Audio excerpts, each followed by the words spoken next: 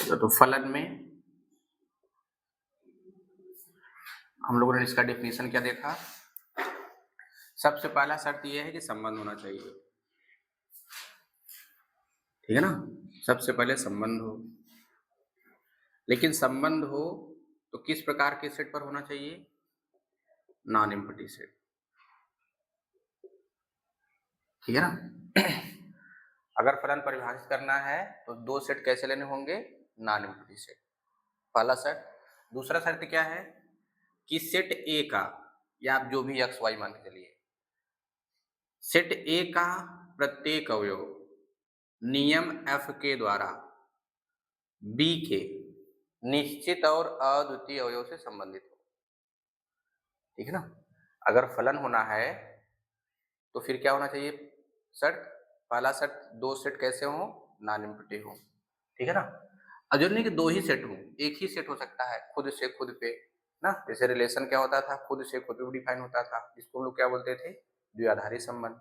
वैसे फलन भी खुद से खुद के सेट पे डिफाइन हो सकता है, जैसे नेचुरल से नेचुरल पर, रेशनल से रेशनल पर, ठीक है ना, होल नंबर से होल नंबर पर, ठीक है ना।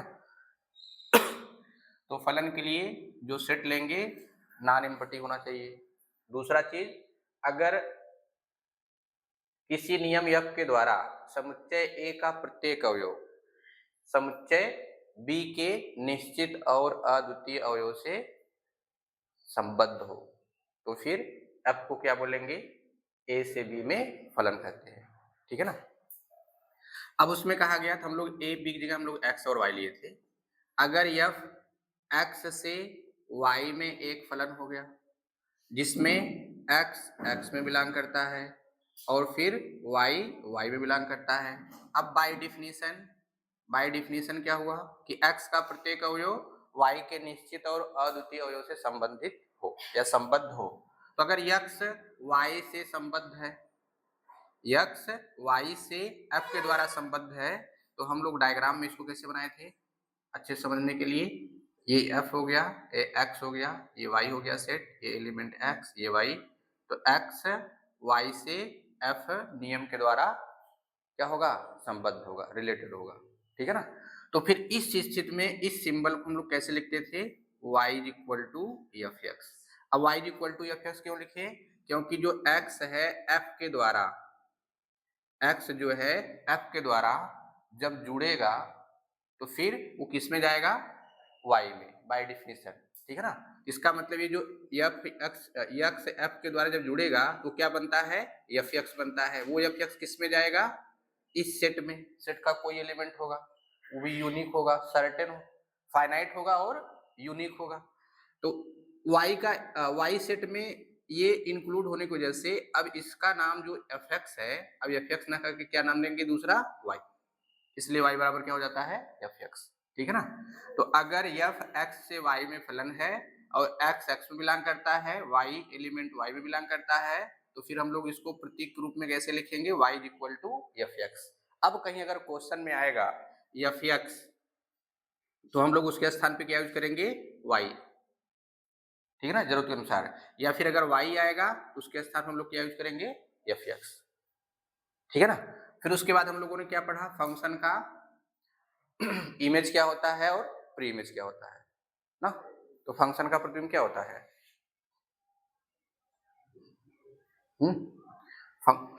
फंक्शन का इमेज क्या होता है, फलन का प्रतिबिंब।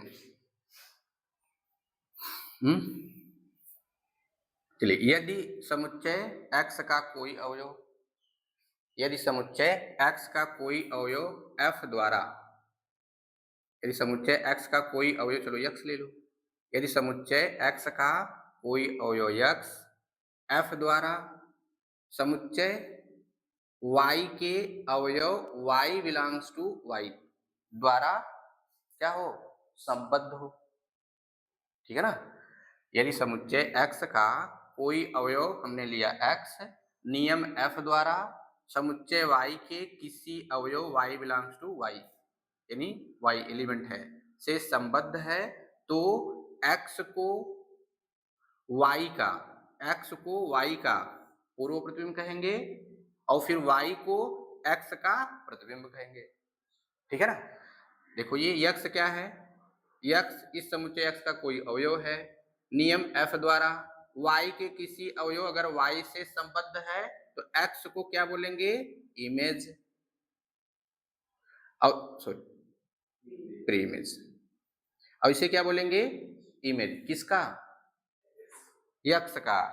किस नियम के द्वारा, एफ के द्वारा।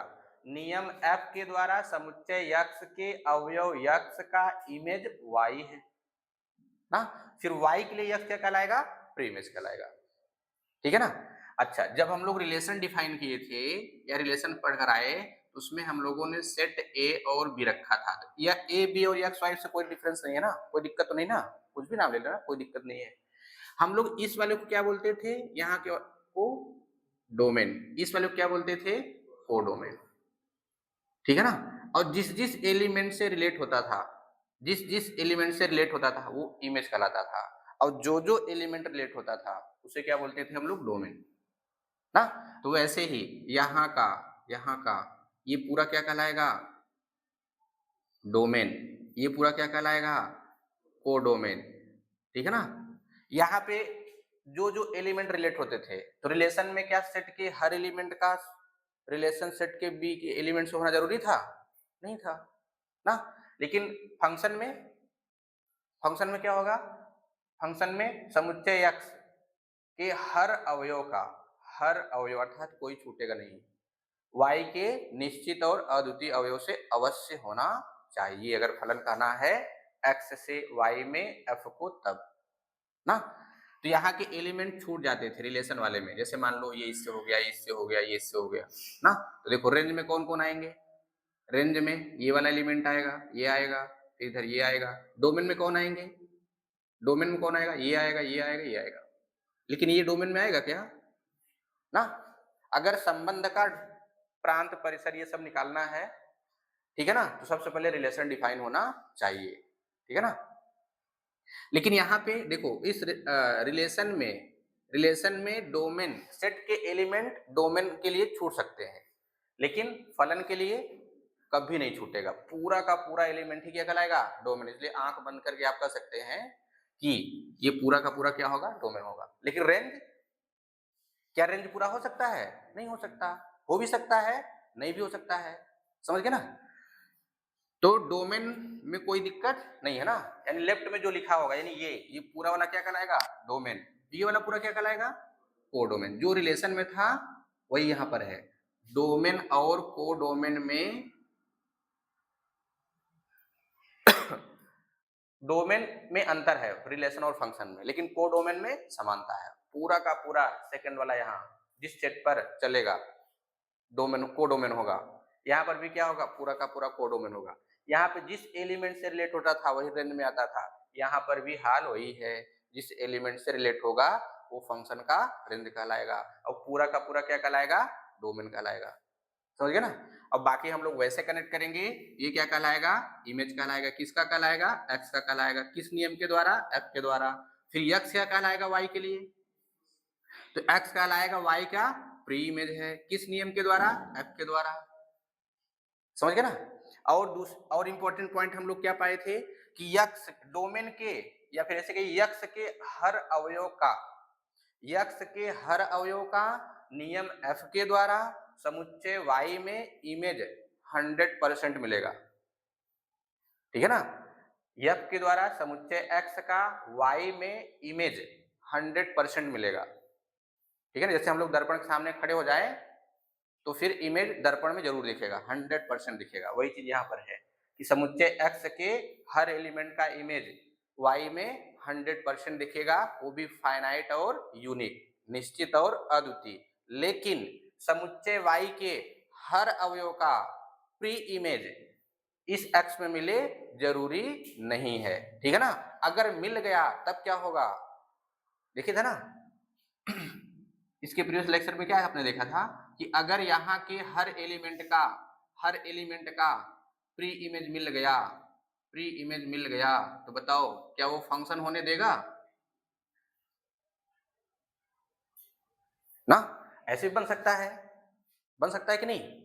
यहाँ के हर एलिमेंट का, एक चीज और, यहाँ के हर एलिमेंट का इमेज यहाँ के किसी एक पर हो सकता है, लेकिन यहाँ के दो या दो से अधिक एलिमेंट का प्री इमेज किसी एक पर नहीं हो सकता।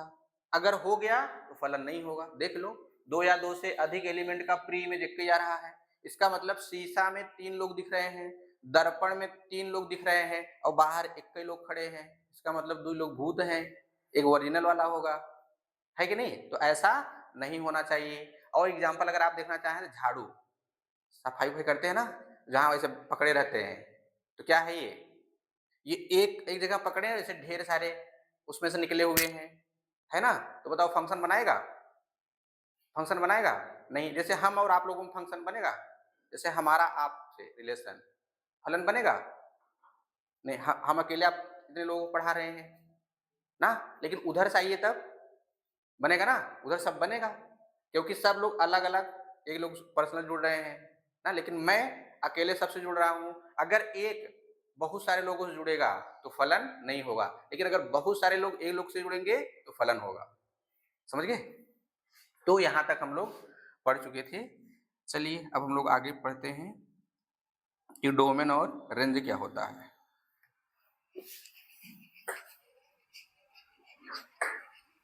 और सब डिफिनेशन याद रखिए। चलिए अब है फलन का डोमेन।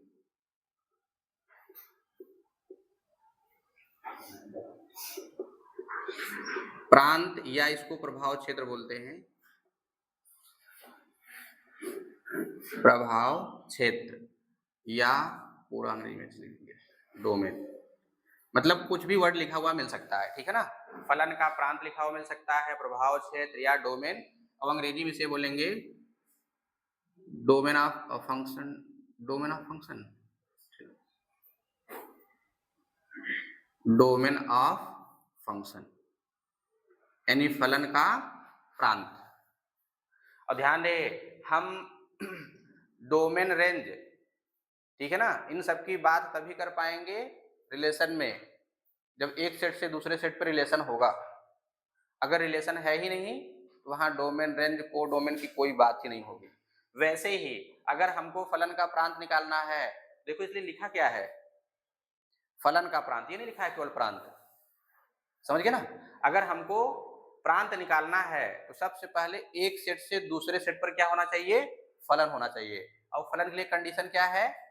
सेट नॉन एम्प्टी हो, और दूसरा क्या है? एक सेट से जो दूसरे सेट पर इमेज बनेगा उसमें सेट पहले का हर एलिमेंट दूसरे के निश्चित और अद्वितीय अवयव से ही जुड़ना चाहिए।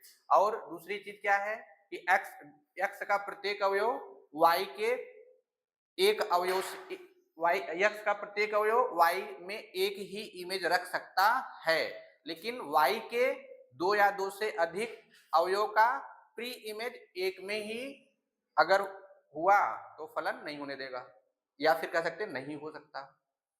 ठीक है? तो प्रांत निकालने के लिए क्या होना चाहिए? फलन। अगर फलन नहीं है फिर प्रांत नहीं होगा। समझ गए?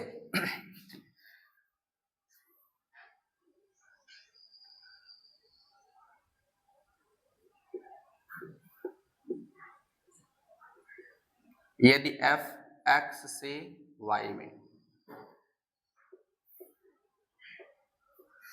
एक फलन है,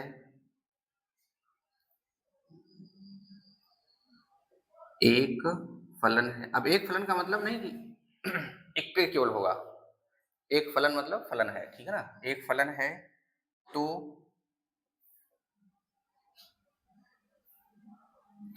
तो समुच्चय x का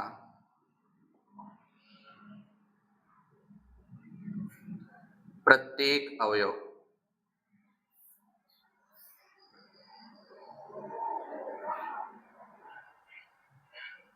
फलन का प्रांत कहलाता है। मैं केवल एक ही वर्ड लिख रहा हूं, बाकी देखो नाम क्या क्या है, 3 है ना, प्रांत, प्रभाव क्षेत्र या डोमेन। यहाँ इसका केवल उच्चारण रख लिखा गया है ना, फलन का प्रांत कहलाता है।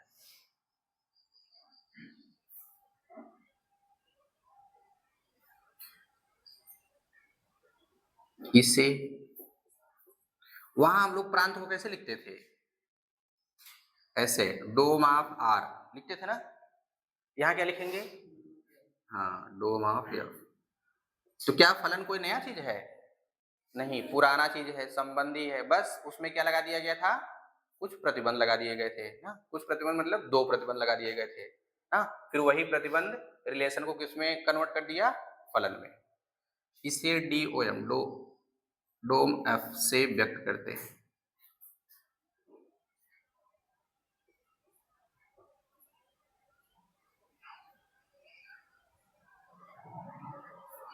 अब अगर इसको लिखना चाहें प्रतीकात्मक रूप में कैसे लिख सकते हैं?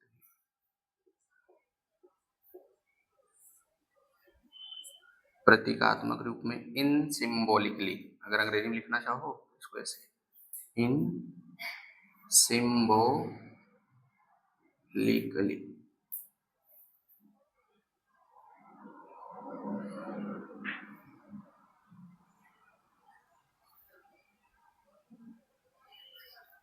डोम of F is equal to, वो सारे एक्स आएंगे ना, इसमें एक्स कहां से बिलोंग करेगा? एक्स से। ठीक है।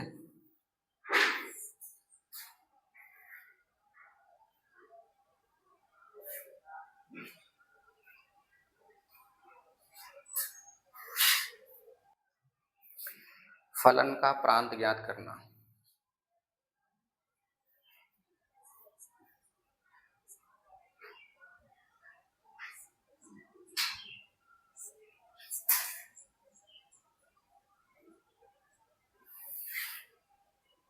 To determine the domain of function.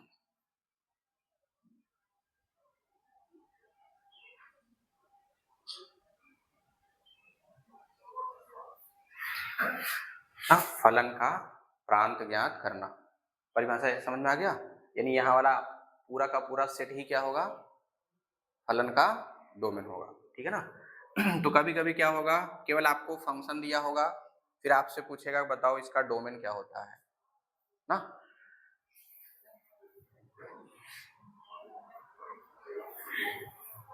यदि यह फ्रॉम एक्स टू वाई एक फलन है, एक फलन है, तो एक्स, तो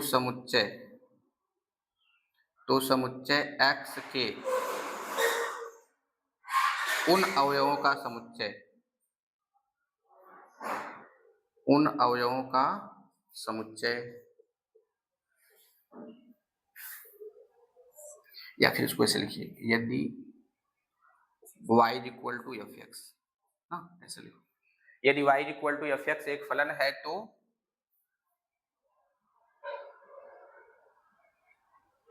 x के वे मान जिसके लिए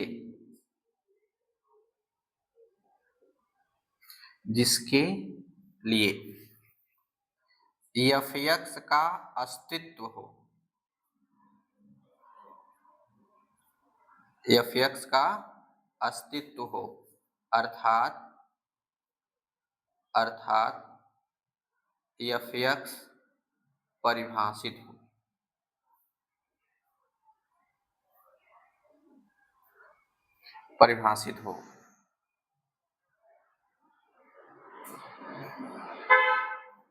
तो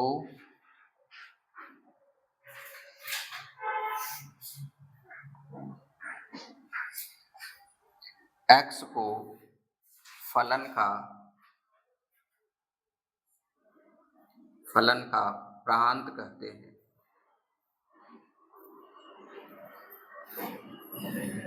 या फिर ऐसे लिखिए, तो x के अवयवों का समुच्चय,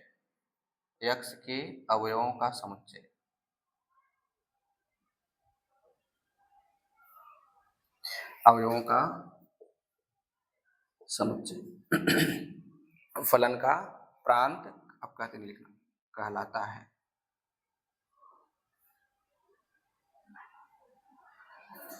ठीक है ना। ये क्या है, डिफिनीशन है, ठीक है ना। ये फलन का क्या है, परिभाषा। यदि f x से y में एक फलन है तो समुच्चय x का प्रत्येक अवयव फलन का प्रांत कहलाता है।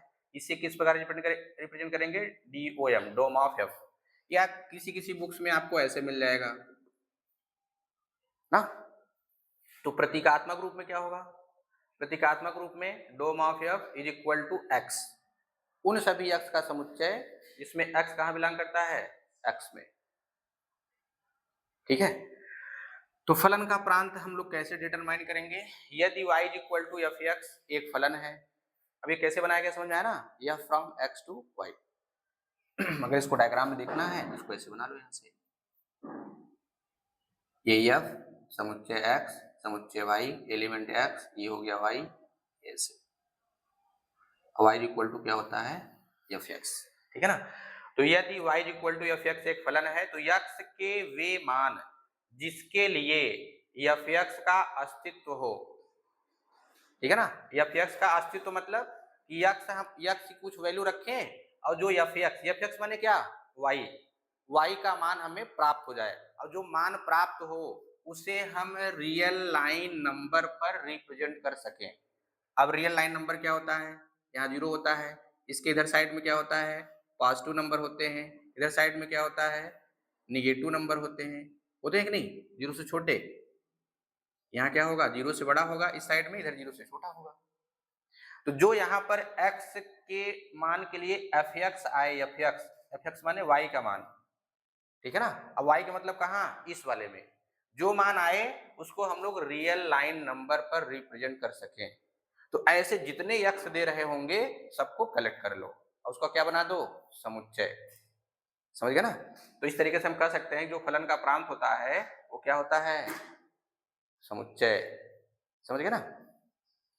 अब इसमें नोट पॉइंट, ये नोट हो गया, तो नोट करो।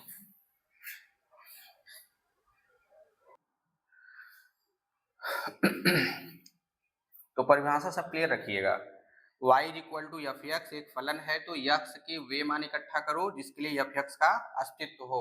अब अगर हम लोग रियल लाइफ में चले जाए जिसकी वजह से हमारा मान सम्मान बढ़ा हो ना, उनको बैठा लो, और जिनकी वजह से मान सम्मान गड़बड़ाए तक उनको हटा दो ना, बोलेंगे आपके लिए आपको हमारी जरूरत नहीं है ना। जब आप हमारा रिस्पेक्ट ही नहीं कर रहे हैं या हम आपका रिस्पेक्ट नहीं कर रहे हैं तो जरूरत काहे की ना।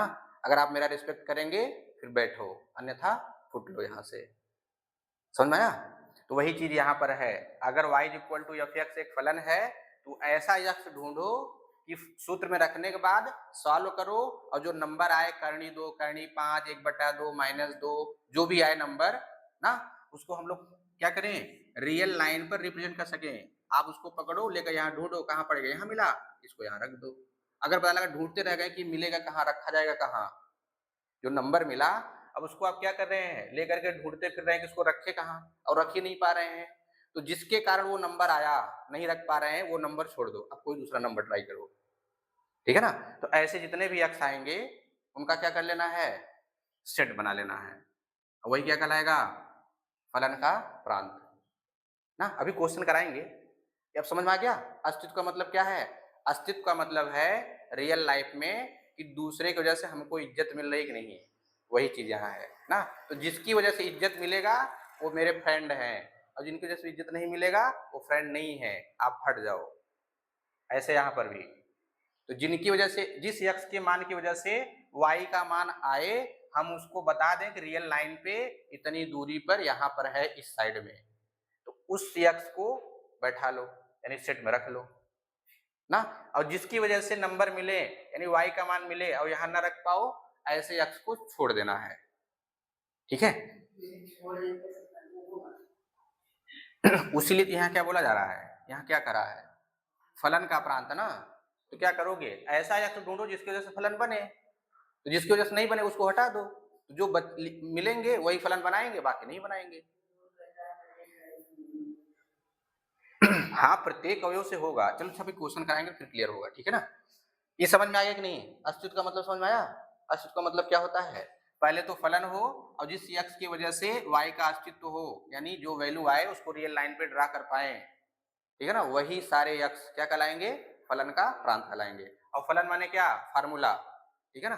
कभी कभी क्वेश्चन में ऐसे दिया रहेगा, कभी कभी क्वेश्चन में ऐसे दिया रहेगा, फिर आपको फिर डोमेन ढूंढने की जरूरत नहीं है, सीधा बोल देंगे ये पूरा का पूरा डोमेन है ना। लेकिन अब कभी कभी सूत्र बना के दे देगा, कभी कभी क्या, ज्यादातर क्वेश्चनों में सूत्र बना के दिया रहेगा, बोलेगा ये सूत्र है, अब बताओ इसका डोमेन क्या होगा, ठीक है ना। तो फिर ये डिफाइन करके थोड़ी देगा, क्योंकि दे देगा तो वो हलवा की तरह है, बोल देंगे यक्स पूरा डोमेन है, खत्म कहानी ना। लेकिन क्या करेगा, फार्मूला बना के देगा, तब पूछेगा बताओ इसका डोमेन क्या है। तो फिर वो देखो कि कौन किसका फलन है। यहाँ क्या है, वाई एक्स का फलन है, क्या है ये, इसे पढ़ेंगे कैसे, वाई एक्स का फलन है। चलो ये भी जानते रहो, Y is equal to F X का अर्थ क्या है, नोट लिखो चलो यहाँ पे, Y is equal to F X का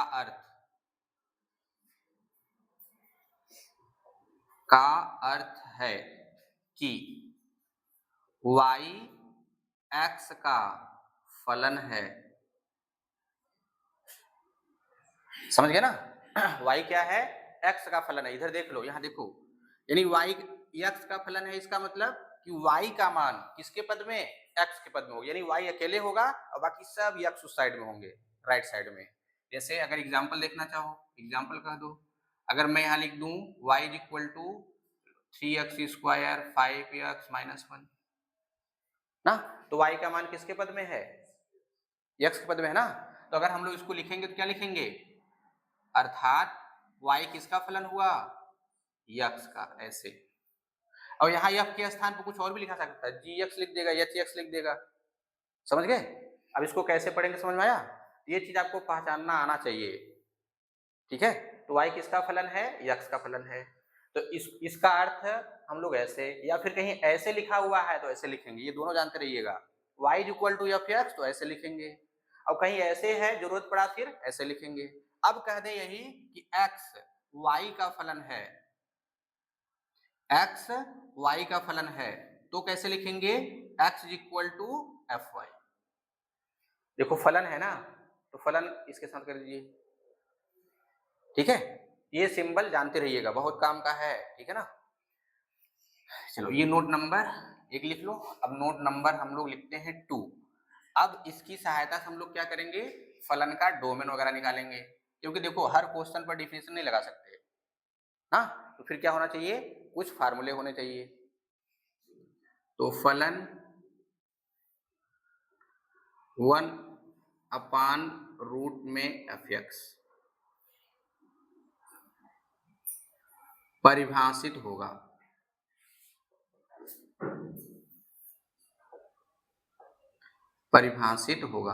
यदि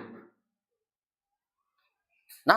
अब देखो ये किस टाइप का है, स्क्वायर रूट टाइप का है, वो भी कैसे है, बट्टे में है ना, ऐसा समझ में। ये किसमें है, बट्टे में है। अच्छा एक चीज और, थोड़ा रुक जाओ, एक नोट पॉइंट ऐसे अलग से लिखो। देखो अगर इनफाइनाइट आ गया, इनफाइनाइट क्रॉस इनफाइनाइट आ जाए, या फिर 0 बाई 0 ले लो, इनफाइनाइट क्रॉस इनफाइनाइट ले लो, इनफाइनाइट बाई इनफाइनाइट, फिर प्लस और माइनस दोनों ले लो। अगर इनमें से कोई आएगा, अब सब तो नहीं आ पाएंगे, लेकिन इनमें से अगर कोई आया तो फिर वो कैसा होगा, सब के सब अपरिभाषित होंगे, ठीक है ना। हम यक्स का मान ढूंढें और ऐसा कोई मिल जाए और फिर उस सूत्र में रख दें, जैसे यहाँ ऐसे रख दो, और इनमें से कोई मिलने लगे, ठीक है ना, तो वह क्या होगा, फलन परिभाषित नहीं होगा, समझ गए ना। और कोई होगा क्या, चलिए ETC ना, फलन के अपरिभाषित रूप है, फलन के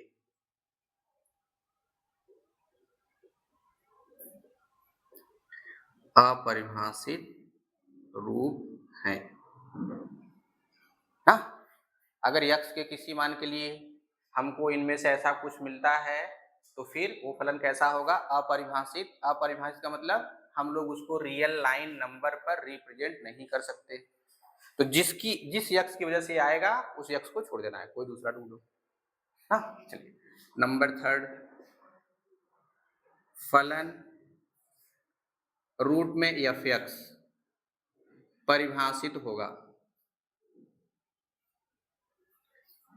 परिभाषित होगा यदि, बताओ अब ये कब परिभाषित होगा,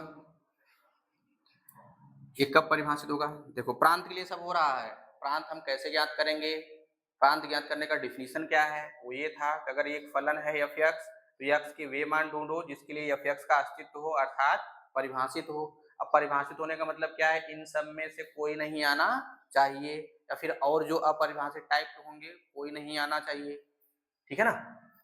तो फिर ऐसे एक्स क्या करेंगे हम लोग, कलेक्शन बनाएंगे और वही क्या कहलाएगा, फलन का प्रांत कहलाएगा। तो ये जो फलन है करणी टाइप का है। अब ये परिभाषित कब होगा, तो करणी वाली वैल्यू कब परिभाषित होती है, माइनस ना हो। अगर एफ एक्स माइनस हो गया तो फिर क्या होगा अच्छा अपरिभाषित में क्या होगा, अगर ये निगेटिव हो गया ऐसे, इसकी वैल्यू क्या आती थी, आयोटा, इमेजिनरी, आधा था कि नहीं। ये क्या है, काल्पनिक संख्या है। हमारे सिलेबस में जो फंक्शन को लेकर के है, केवल हमारे सिलेबस में वो है वास्तविक फलन, ठीक है ना। क्या है, केवल वास्तविक फलन है, काल्पनिक फलन नहीं है। अगर हम लोग काल्पनिक फलन के बारे में चर्चा करेंगे तो फिर आपको कॉम्प्लेक्स एनालिसिस पढ़ना पड़ेगा, जो कि आप हायर एजुकेशन में पढ़ेंगे ना, बीएससी लेवल पे। यहाँ से जो मिस होगा वो सब आगे मिलेंगे। चलिए तो ये परिभाषित कब होगा, अच्छा जीरो हो जाए तो कोई दिक्कत होगा क्या, अगर एफ एक्स का मान जीरो हो जाए तो जीरो को वर्गमूल जीरो, जीरो को वर्गमूल जीरो, बताओ जीरो हम लोग यहाँ रिप्रेजेंट करते हैं कि नहीं। और फिर जीरो से क्या हो जाए, बड़ा हो जाए, अगर जीरो से बड़ा हो जाएगा तो वर्गमूल आएगा कि नहीं आएगा ना, तब उसको हम लोग या तो यहाँ रिप्रेजेंट कर सकते हैं, नहीं कर सकते हैं। जैसे मान लो 4 हो गया, 4 का वर्गमूल क्या होगा 2, अब 2 कहाँ होगा, यहीं कहीं होगा कि नहीं होगा, तो रिप्रेजेंट कर पा रहे हैं। तो ये कर्णिक कब परिभाषित होगा, जब एफ एक्स क्या हो जाए, या तो जीरो हो जाए या तो जीरो से बड़ा, ठीक है ना।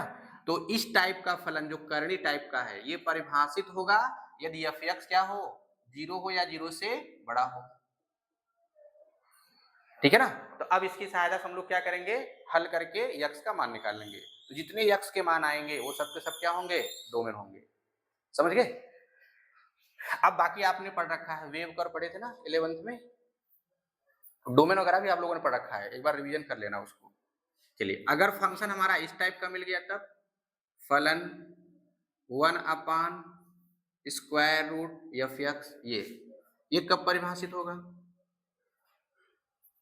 देखो हमेशा आप यक्स ढूंढ पाओ आसान काम नहीं है कि आप यक्स ढूंढो, बैठ जाओ ढूंढने के लिए, तो ढूंढ पाएंगे क्या, बहुत सारे नेचुरल नंबर है, इनफाइनाइट, रेशनल इनफाइनाइट, सब के सब नंबर कितने हैं, इनफाइनाइट है, ढूंढ पाएंगे, 2 4 5 10 ढूंढेंगे, फिर उसके बाद ढूंढ ही नहीं पाएंगे ना।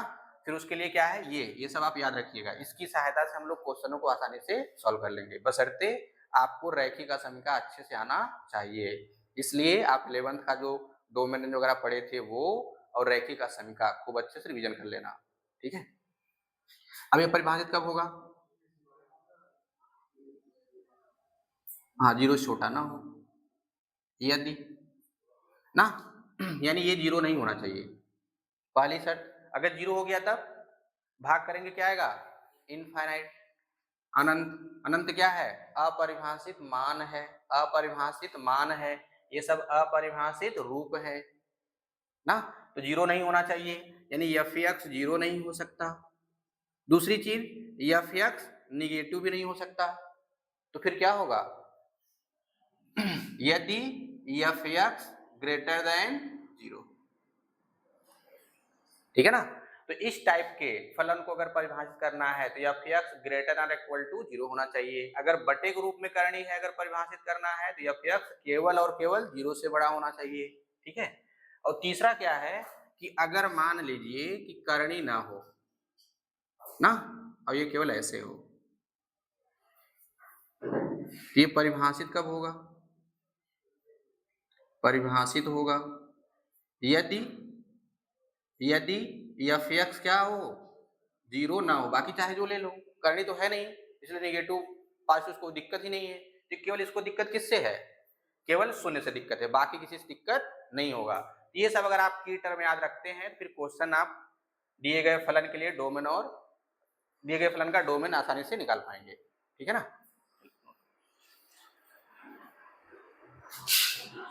लेते हैं फिर हम लोग इसके बाद पढ़ेंगे इसका परिसर क्या होता है ना, मिटाएं। और किसी भी संख्या के पावर 0 उसकी वैल्यू, किसी भी संख्या के पावर अगर 0 तो उसकी वैल्यू 1 होती है ना, ऐसा नहीं होता है समझ में।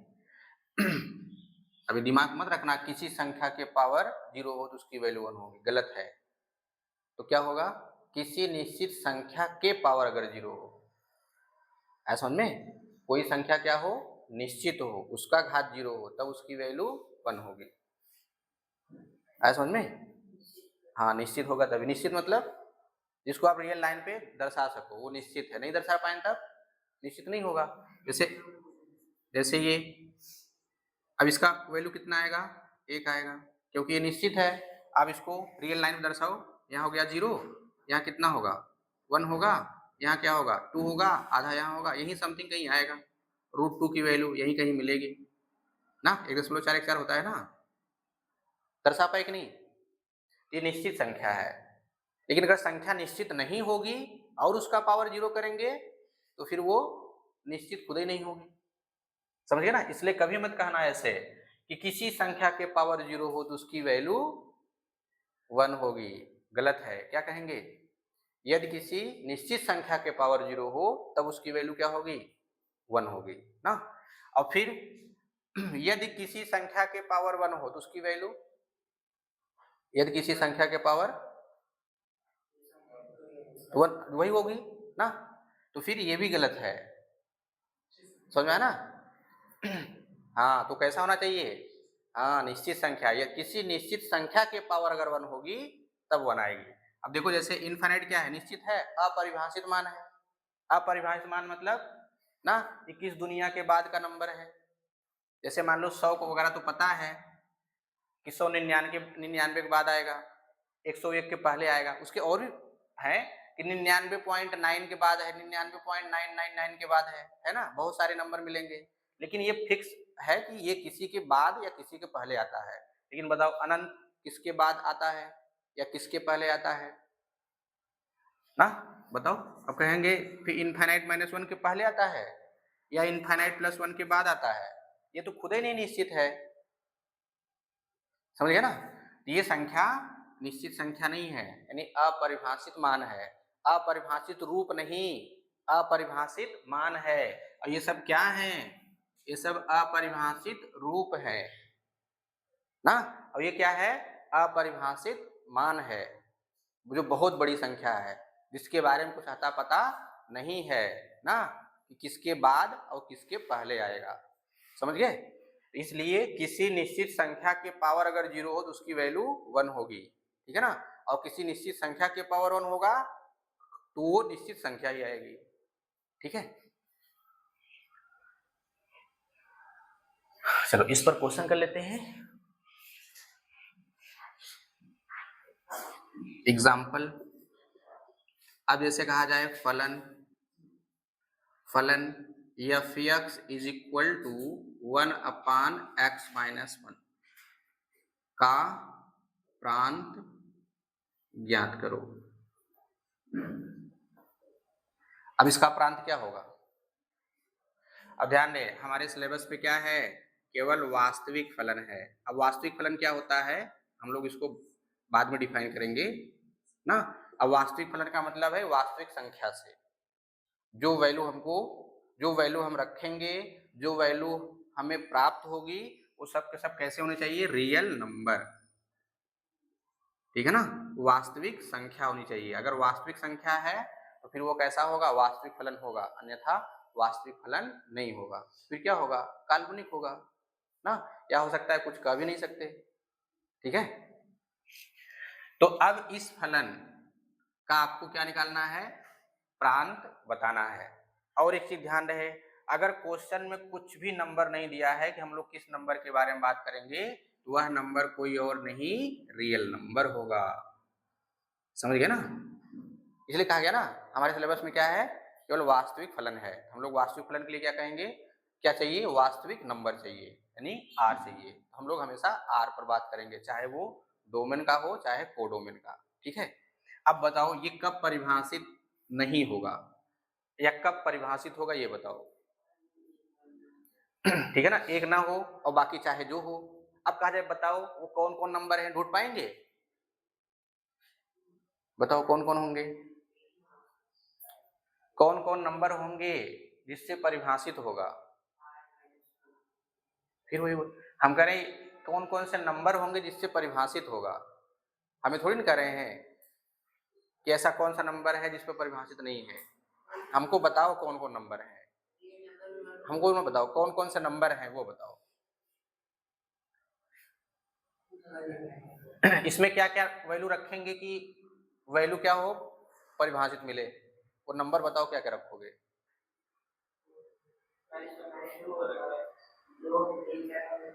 बस तो नहीं और बाकी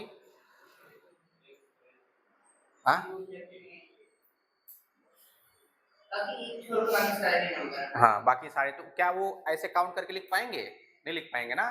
तो फिर क्या करना है, जिसकी वजह से गड़बड़ हो रहा हो उसको उस पूरे में से निकाल दो ना। जैसे मान लो कोई व्यक्ति है, अगर उसके शरीर में फोड़ा फुंसी वगैरह हुआ है, बहुत जबरदस्त हो गया है, तो क्या उसका सारा अंग काट करके उसके बाद उसको निकालते हैं कि अब फोड़े या फिर जो दिक्कत है उसको काट के निकालो, नहीं ना। उसके शरीर में से क्या करते हैं, जहां दिक्कत है वही काट के निकालते हैं कि लगो पूरा गला हाथ पैर ये सब पूरा काट करके उसके बाद तब उसका नंबर लाओ लास्ट में, तो मर जाएगा, है कि नहीं। फिर क्या करना है, उसके उस पूरे शरीर में जहां प्रॉब्लम है केवल वही भाग काट क्या करते हैं, काट के निकालते हैं या उसी का इलाज करते हैं, है ना। ऐसे हम लोग यहाँ पर भी करेंगे। तो यहाँ पर हम लोग क्या करेंगे, केवल वो नंबर ढूंढेंगे जिसकी वजह से इस फलन को प्रॉब्लम होगी ना। प्रॉब्लम क्या क्या हो सकती है या किस प्रकार का प्रॉब्लम दिखेगा, 0/0 आ जाए, इनफाइनाइट बाय इनफाइनाइट आ जाए, infinite minus infinite, infinite plus infinite, 1 के पावर इनफाइनाइट, 0 के पावर 0, इनफाइनाइट के पावर 0, 1 के पावर इनफाइनाइट, है ना, इस टाइप का नंबर। तो अब इसके सोल्यूशन में कैसे बनाएंगे, लिखना कैसे है, फलन क्या दे रखा है, फलन F x equal to 1/x-1 ना, x इज इक्वल टू 1 पर,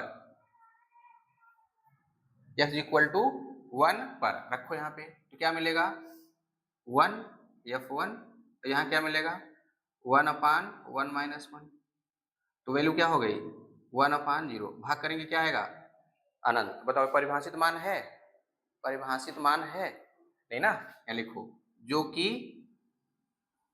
कि परिभाषित मान नहीं है,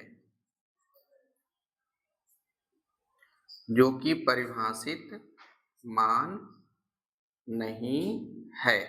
इसको और सिंपल वे में कहना चाहें, अर्थात एफ एक्स इक्वल टू 1 पर, अर्थात एफ एक्स का, ऐसे लिखो एफ एक्स का एक्स इक्वल टू 1 पर, फलन एफ एक्स का एक्स इक्वल टू 1 पर अस्तित्व नहीं है, अस्तित्व नहीं है।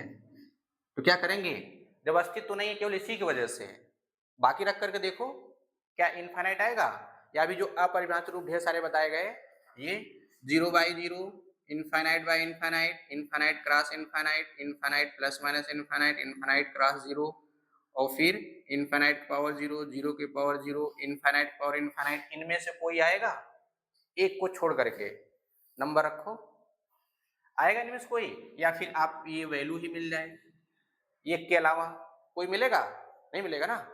ठीक है, तो क्या करना, इसी नंबर को छोड़ दो बस, बाकी जितने नंबर आएंगे ना उन सब यक्स के लिए ये फलन कैसा होगा, परिभाषित होगा, और उसी क्या कर लेंगे हम लोग, कलेक्शन बना लेंगे, ठीक है ना। तो फिर क्या होगा, x इक्वल टू 1 पर अस्तित्व नहीं है, इसलिए फलन का प्रांत क्या मिलेगा,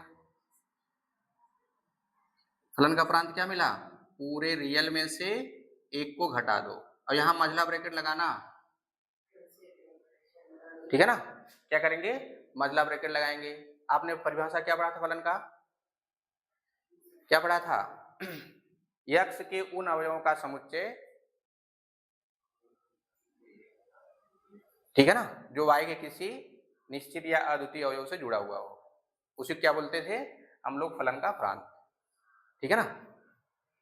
या फिर यक्ष के ऐसे मान जिनके लिए फलन अपयक्ष का अस्तित्व हो, इसलिए क्या बनाते हैं, तो किसके लिए अस्तित्व नहीं है, जिसके लिए अस्तित्व नहीं होगा उसका भी आप सेट बनाएंगे, जिसके लिए अस्तित्व होगा वो भी एक सेट होगा ना।